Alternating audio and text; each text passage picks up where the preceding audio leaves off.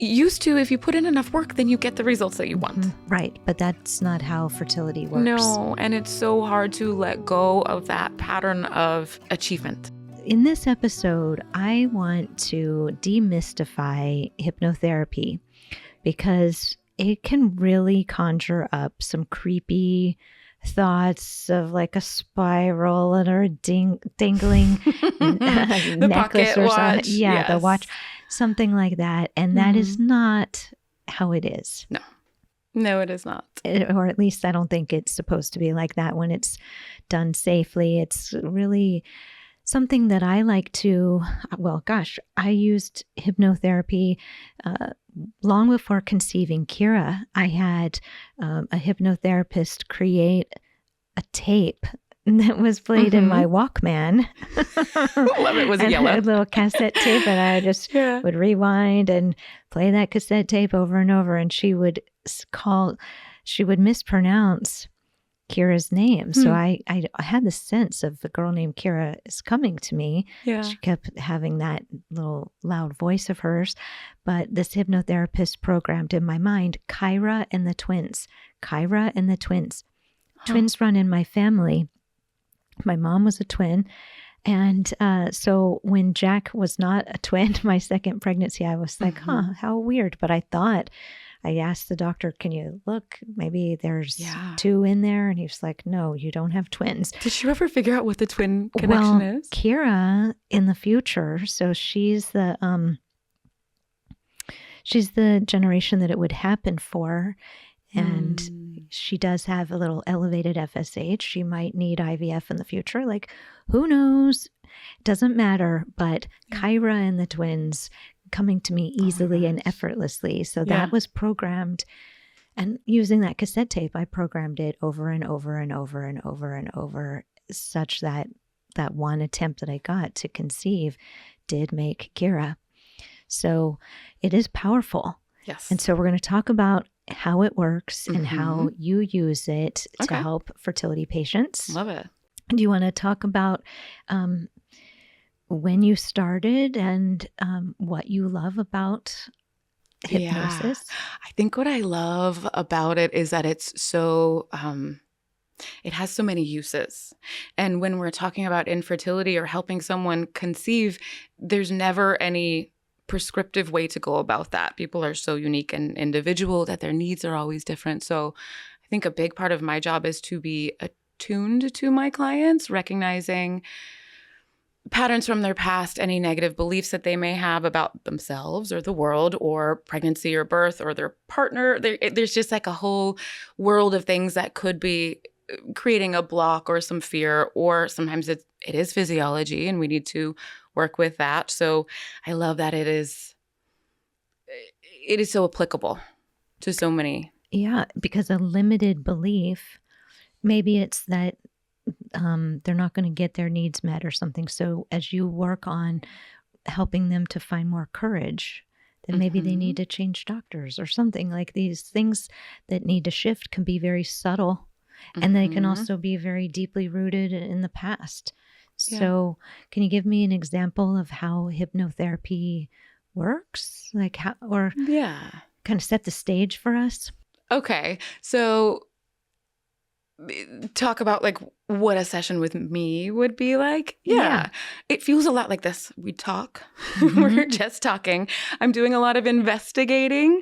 I think there's this space that kind of opens up. I become attuned to my clients. We are here with each other, and I just kind of learn and intuit what they might need. I don't think I'm psychic, but something in me kind of, it feels almost like a channeling. Again, not psychic, but something opens up and we just figure out what they need. And then at the end, we just do some hypnosis, which is generally, usually eyes closed, getting relaxed, finding a nice comfy space, and I talk to you.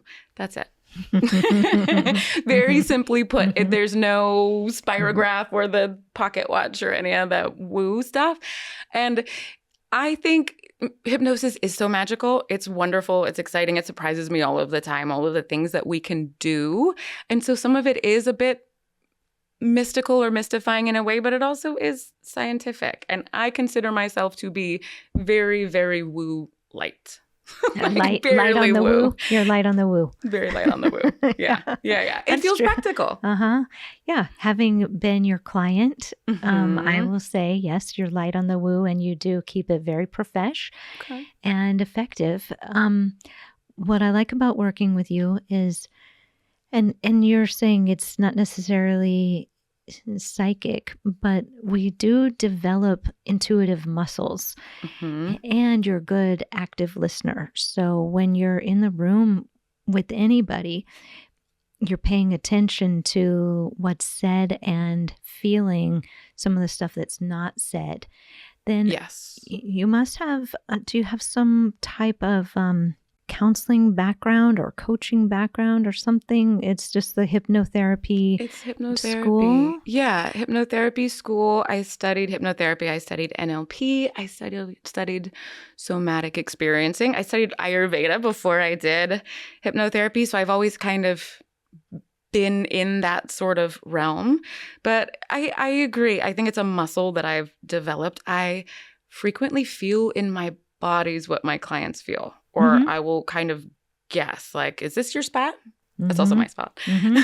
But I feel what's going on. Or if I notice a ball in my throat, there's something that they're not saying to me or in their life. And I just ask. I ask a lot of questions. Yeah. So you're an empath and you're in their energy field. Yeah. You're in their space. And so some people are particularly open, and their energy and their messages will be kind of right on the surface for an empath to read. Or you can see with your eyeballs if they're particularly uptight, and then you know, like, oh, we've got to peel layers of the onion and relax them. Completely. Yes. Some people are more open than others, but I have found, you probably have too, that everyone has an in. Like there's always a space that we can find. And sometimes it takes longer, but if they're here to see us, they're here for a reason. We can usually find something that feels really good to them, feels safe, feels easy enough. I also like to go pretty gently. I find with infertility in particular, there tends to be a lot of like gripping, chasing, fighting. Sometimes it becomes a job to become pregnant. And I like to introduce, when I kind of sense that that's what's going on, or someone will tell me that's what's going on, introduce this kind of softness, this femininity again, where they can feel back into their bodies and feel connected, and not, sometimes there's anger or frustration or sadness. And we need to really honor what's going on physically, not just how do I fix this? How do I make it happen? Yeah. So the process of fertility is reducing them to lab values and number of eggs and outcomes, cycle outcomes. Exactly. So it makes sense that with you falling in the category of last resort practitioners on the team, of which I am one, we do have to resort to different methods, right? We want to unravel the damage that's been done, or the upregulation that's happened from PTSD from their path. Yeah. So, so you have a client and you get information, then you get a sense of here's where I want to lead them, right? Is that? Not necessarily. So I try to take what I want for them out of it, because frequently what they want is vastly different. I'm glad you're saying that. So that's why I ask a lot of questions. I think I'm naturally a pretty curious is a nice word for it. I'm pretty nosy. I like to know a lot of things. I think that helps me in my job. So I will sometimes intuit, I'm sensing that maybe you could use a little more of this, or this might feel right. So yes, sometimes, but I do try not to lead. I definitely like to give my clients what they want and have them turn into their own intuition, what they think or feel that they need or want. So maybe in your asking questions, they start hearing themselves. Sure. That could be part of, because isn't it true when the person books an appointment to do some kind of appointment, or when they book an appointment to do a session, the healing is already beginning particularly with I something that. like this, then their mind starts opening and they start thinking, here's how I'm going to get into the right mindset to do this thing. Or like, I wonder what it's going to be like, or what would I like her to plug into my subconscious? Right? One would hope. Yeah. Sometimes they do have an idea and sometimes they don't, and that's okay too. I'm always surprised and delighted at what happens, what comes out, what we see, where we go with the actual hypnosis, where we go in our conversation. So you do a lot of sessions via Zoom, right? I do. Is that because it started during the quarantine and that you I've been practicing since before, but I did, I had an office in North Hollywood and then quarantine. So all Zoom. Now I'm at Well People, so we get to see each other in person.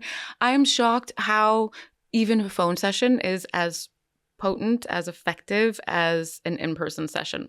It I think first of all, we've all done it now, so it's not so crazy with like, how am I looking on the webcam or whatever, that anxiety. But my patients, the same. When I'm doing telemedicine, they are so happy to have somebody there who can potentially help them that they just shut everything out and they really hear you. And like, it's kind of hard being a practitioner if you have to Zoom all the time, if you are formerly like active, but for the client to make the time and sit down, because that's how we met, was through Zoom. And we had that great conversation, and I really felt like, okay, this will be good. This is going to help me get beyond some limited behaviors I was having. But anyway, then you're talking to them and getting them to relax. Yes. Right? Yeah. Yeah. Surprisingly, sometimes hypnosis doesn't feel relaxing. I try to, because I just really like to have this kind of feminine, maternal energy with my practice that feels right for me. So if I can help you relax, absolutely, always yes.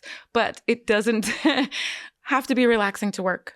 If you have a very, very busy mind, as I tend to, that's okay. Sometimes I will be relaxing and I will be writing a grocery list or emailing a client in my head. It doesn't really matter. So remember before we started filming, we were talking about neuroplasticity and that being the science of rerouting neurons. Yes. So hypnosis falls under that science. Absolutely. So you perceive what they are hung up on. And when you are giving them a session, do you know what's going to come through you? No. I would think. Sometimes I have intentions. I hold intention. And I think what I do is notice patterns of speech, patterns of behavior. Issues tend to repeat themselves.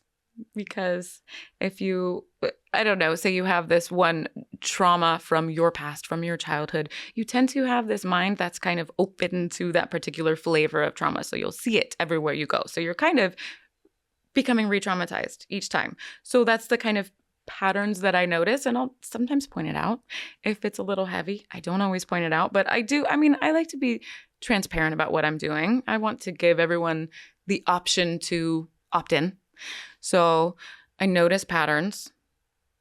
I feel like you have this accountability piece that's built in, because what I was asking is, do you know what you're going to say?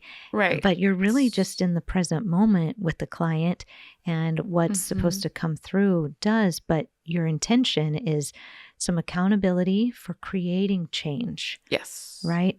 Like if we're talking about women who are trying to conceive, if they have had trauma associated in the form of failed IVFs multiple times or pregnancy losses, and then they start new medication and they're going to do it again, they really need something powerful to move those neurons out of that deeply entrenched groove that could start from their background onto a different pathway that's like the route to maybe it could work.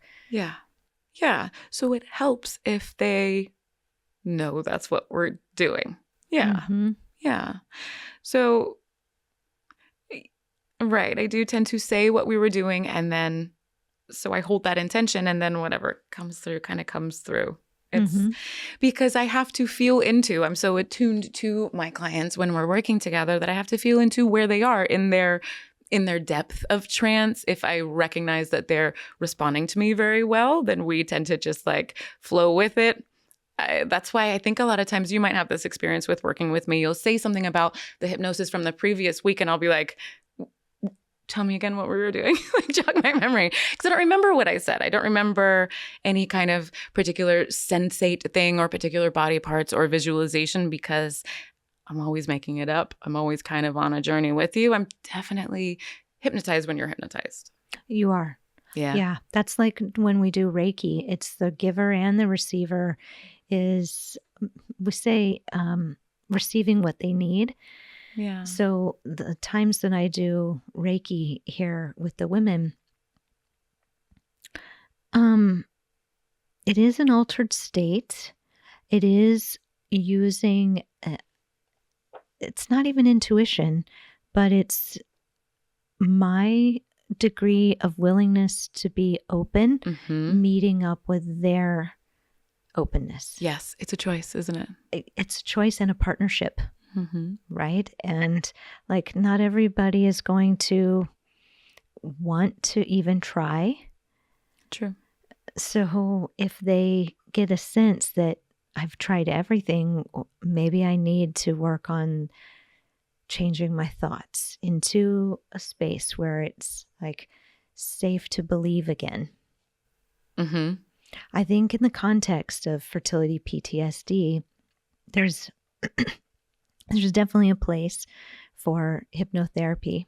Yeah. I mean, I know, of course, you agree or you wouldn't be sitting here. But for those listening, I can say, like, sometimes I've mentioned it to patients and they're a little resistant to it. Like, I don't know, trance, like, right. She said the word trance.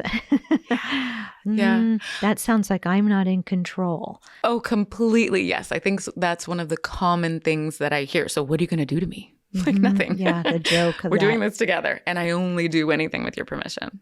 If you don't want to go into trance, you won't go into trance. How can you tell if they are in a trance? I don't know. I think their face goes slack. There's like little body things. Sometimes there's some twitching. Also, I just kind of sense it. I think I've done it long enough. There's also something in me where if I trust the process, people tend to trust me and go along with it.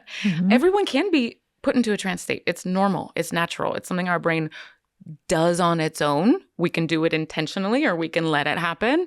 I'm just utilizing something that your brain already does. So you're not under my control. Yeah, it's fascinating to know you're doing it through Zoom and they are feeling the effects of it. Yeah. Yeah. It's just words any way you put it, right? It's just words. Yeah. I'm not touching anybody. I'm not entering your space. It's proximity. Yeah, they're choosing, they're knowing I need to change this. Yeah. So what do you think are some of the most common areas that trip up the women who are trying to conceive? Ooh. My experience is that they feel out of control in the process. And so they're fighting for control. If they feel like they're out of control, then they try to hyper control other things. Yes. So there's some of that. And whether we're talking about women that are trying to conceive or not, anxiety cases, right? Like that's another thing that you see is the anxiety. Yes. In the fertility patients. Usually paired with a sense of lack of control. So overarching, overreaching, and then there's a feeling of being stuck. What is overarching, overreaching? Grasping, fighting too hard for this thing. Like a lot of times it's women who are used to being such high achievers and very organized and or getting into their masculine, right? And so then that's the scheduling everything and doing everything right and then being impatient. Used to, if you put in enough work, then you get the results that you want. Right. But that's not how fertility works. No. And it's so hard to let go of that pattern of achievement because making a baby isn't necessarily an achievement. It's something that your body's meant to do, something that you kind of have to lean into. And when your body doesn't necessarily have the right mechanisms to do that naturally, then of course you're going to compound that feeling of, well, I have to fix, I have to go for it, I have to do this, I have to do all the things, put in all the tickets that get me a baby. Come in even stronger, right? And so when you see that happening, what would a hypnosis look like? You plant seeds of softening, ease. Yes. And absolutely, I have to talk about that first, because if I come in all soft and quiet and they are go-getters, they're not going to hear me. So I have to say, this might feel a little bit uncomfortable at first. Might feel kind of funky. I know. I'm recognizing that this doesn't necessarily match. So I kind of have to take it light. I also like to impart a connection to the body, the physicality, because when we're used to being that cerebral, it's hard to think about your body, hard to feel your body, hard to recognize what's actually going on. So I like to do that. I feel like that's an easier way than saying like, you have to surrender. Oh, yeah. Give up the dream and then it'll come. That's just so nobody wants to hear that. No. It's invalidating too. Completely. Completely. Yeah. The subconscious mind, right? That's where you're working. I'm working on their energy. You're working on their subconscious. Yeah. Subconscious being outdated beliefs, limited thoughts. Yes. What else lives in the subconscious? Negativity, maybe? Negativity. Our map of the world lives there. We can only go off of what we've seen before. If it doesn't make sense in our mind, in our experience of what the world has been like so far, sometimes we don't even recognize it. We don't know that that is a possibility. When it's in our face, it's just deleted. You don't see it. So kind of recognizing that there are some things that don't work anymore and creating a new story, because the subconscious kind of assumes that things that are unfamiliar are bad, which isn't true. It's just something you don't know yet. Right. So the subconscious is active all the time, but particularly when we're sleeping, right? Oh, no, I think it's always there. Always going? It's always there. So you do these Zooms and you make a recording when your patient's here with you. And then how often do you ask them to listen to? I think it's really up to the client. Some people like to, but I find some people have a propensity to get a little obsessive with it. So I tell them, listen if you want. The work is done in session. It's done. And sometimes it takes a couple of days to really kind of like seal its way into the subconscious.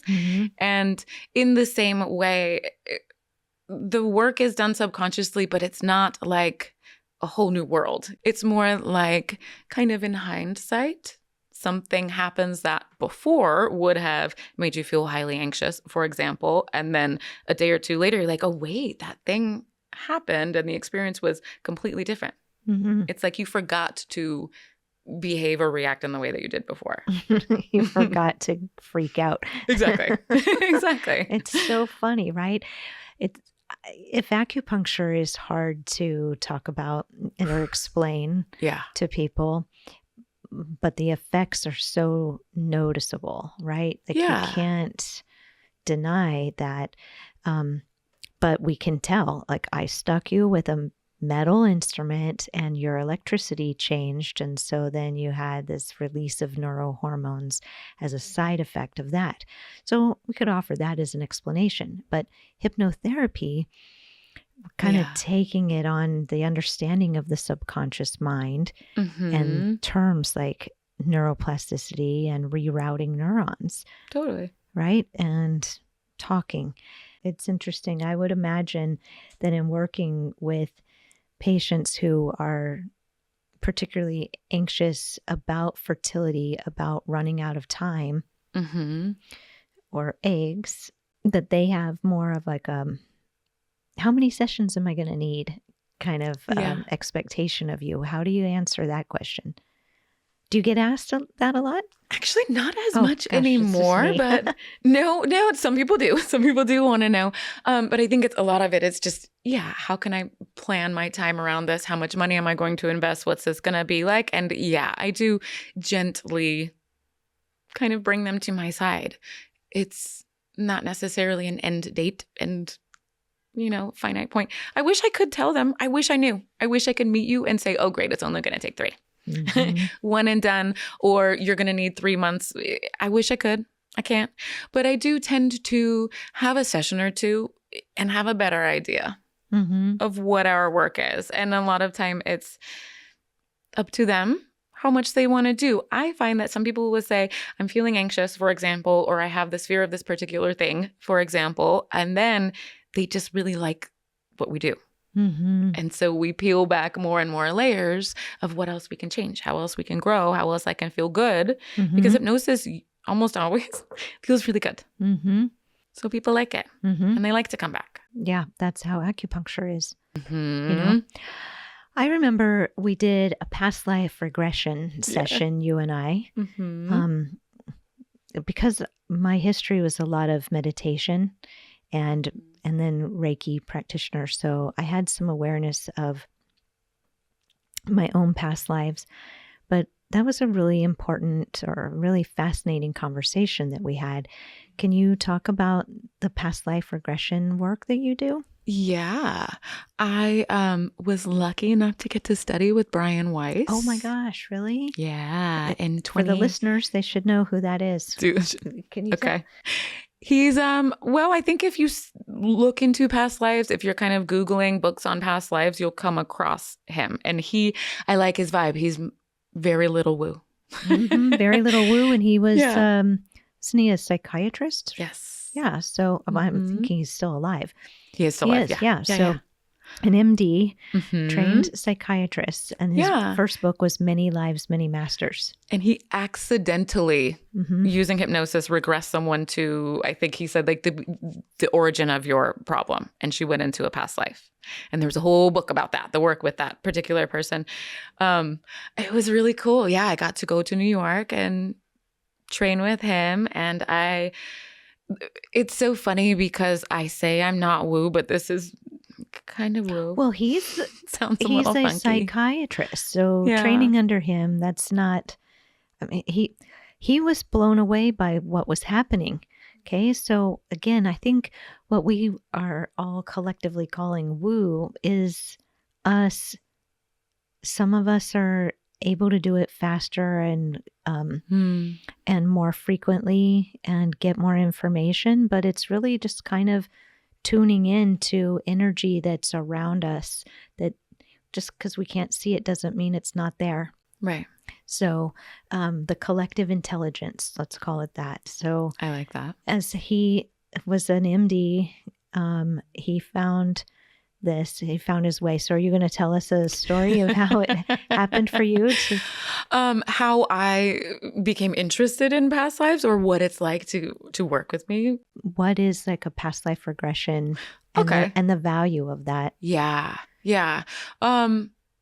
I think I found that you don't have to necessarily believe in past lives for it to be a meaningful experience for you. It could just be, some people say, it could just be messages from your subconscious mind or from your higher self or from God or wherever your path of belief is, that you're getting something maybe akin to a dream, some messages that relate to a particular question or issue that you're experiencing. So you receive these images and messages and thoughts and learnings based on whatever you need to know. So it's a couple of hours. We go into like a medium trance, and then my clients will speak to me throughout. So I know where they are. I know where to lead them, where to go. Sometimes frequently we'll go between lives and kind of gather messages there, such as, why are you here? So you're getting messages in between the different lifetimes and... Yeah, I find a lot of time that's where the real meat of it is, these kind of lessons and learnings in an overarching way. It's not necessarily, why do I have this pain in my shoulder, but why am I here? What am I here to learn? Who is important? Like all of these big ideas. So I think a lot of people find it very healing. And usually people get an experience that's completely different than what they were expecting. Can you give an example? I mean, I don't want to share anyone's personal experience, but I have some experiences of my own. I don't know. I suppose sometimes the messages come across as so simple, but also so profound. And so words don't always have the space for it. But, well, for example, this sounds so crazy. I saw my last child before he was born. And he did end up being conceived right after I saw him, like that day. And I saw this kind of, I don't know how much detail I need to go into, but what I saw in this past life, in this past experience with this little dark-eyed brown baby directly mirrored the exact emotions and feelings that I had with his conception. So it was, and it took me months to kind of put those things together. Like, oh yeah, I saw him. I saw you. Of course you're here. Of course you're here. And you know him. He's a big presence. He's supposed to be here. Yeah, he is. I love him, little Malik. That's like Kira, she is very persistent and an effective communicator. And I felt like I was feeling her, and it is tied into a past life. And maybe in us talking about this, it kind of normalizes it for the listeners, or maybe it piques their curiosity about finding or exploring if past life regression might be a pathway to see who their baby is that's coming to them. Right? Yeah. Potentially. I mean, there is that whole book called Spirit Babies. And the suggestion is that they're always around us and they're waiting for the right conditions to come in. Right. But I know this is your interview, but it's about hypnosis and past life regression. So Kira and I believe, came from a past life in Tibet. And that was something that I tapped into when I got my Reiki attunements and I was sitting in meditation. And I had a physical complaint of chills, constant chills. And so this was way before the internet. This was like late 90s. So I guess the internet was there, but I wasn't busy with emails and I wasn't running my clinic at that point. So I had the time to do, just to play around with meditation. So I sat in meditation and I set the intention, I'd really like to understand, why do I have these chills? And then I was just like sitting there and got really relaxed and started seeing some like orbs. And then I know like, oh, endorphins are flowing. It's working. I'm doing it right. Of course, you're intellectualizing the process. Right. But I'm like, sensing different things changing. So next thing I know, I get these little messages. It says 1953, Communist China. Now, I didn't know that I was doing a past life regression. I didn't say, okay, now I'm going to look over past lives. I was just like, maybe in my meditation, I'll figure out why I have this immune problem that makes me feel chills all the time. So it says 1953, Communist China. It shows me like 23 years old, and I'm dressed in like a burgundy kind of shroud, and I have Mongolian eyes, and I'm walking, and there are other people that are walking, and I see that there's snow and mountains. So I just keep sitting with the image, and more images are coming about, and I realize, oh, I'm supposed to make it down on this journey with these people, but I'm aware that I'm not going to make it. And so I lay next to a tree and think like, I'm just going to lay here and go to sleep and die. And then the last thing I do is I look down and I see that there's a baby on the breast. And I realize, wow, I guess like in that lifetime, I died so that that little one could live and be carried into the journey. So in the message, it was like Southeast Asia was where these people were going. I didn't know anything about world history. I was a science geek and all that. So I pieced the thing together over the years after Kira came into the world with a head full of black hair and dark eyes, and she very easily picked up Japanese.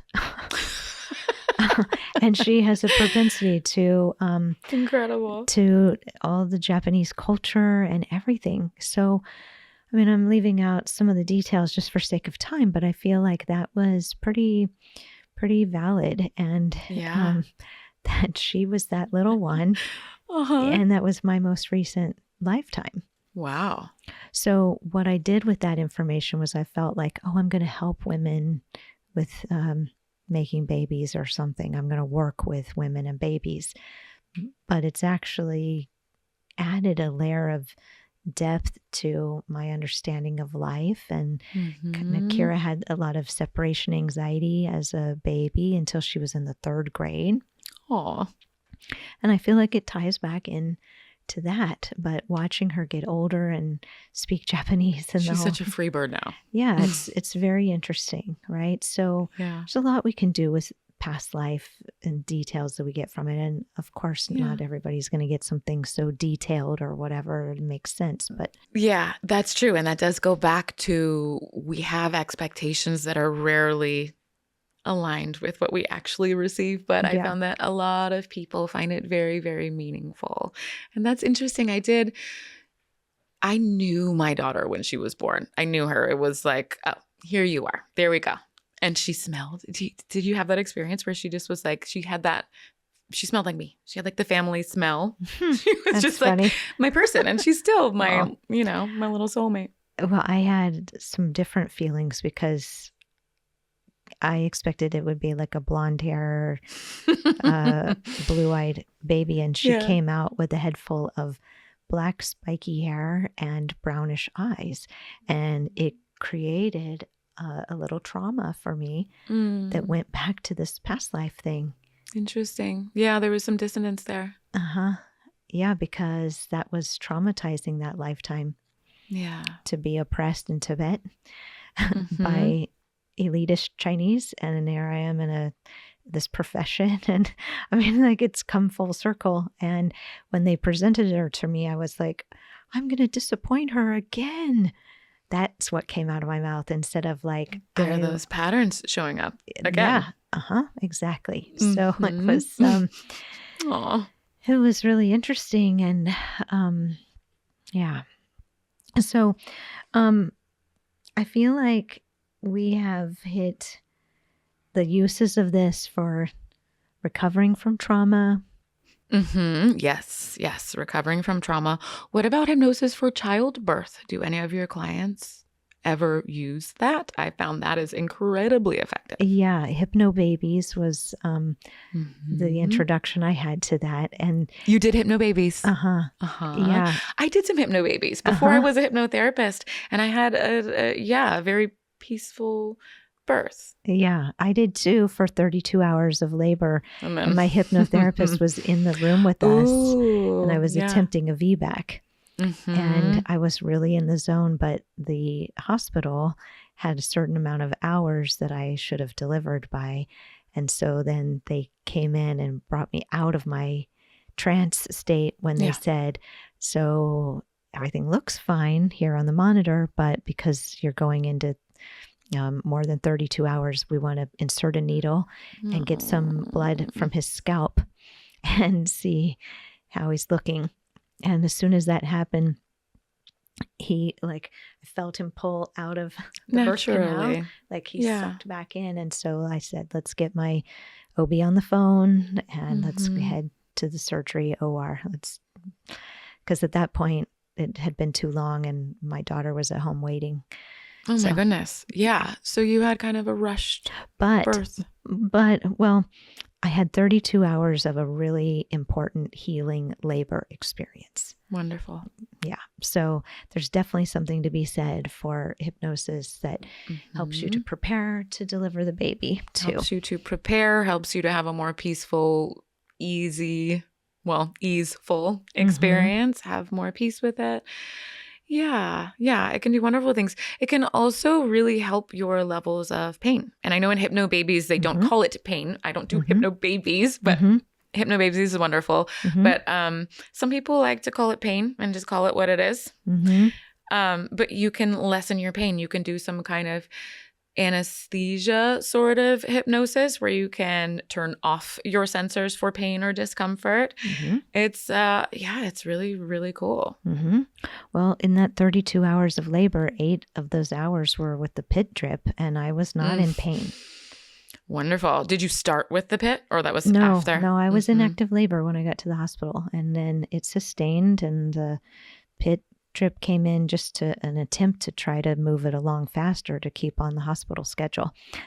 Love that. Yeah, but it was good for me to have all the experiences. So some hypnosis at time of labor.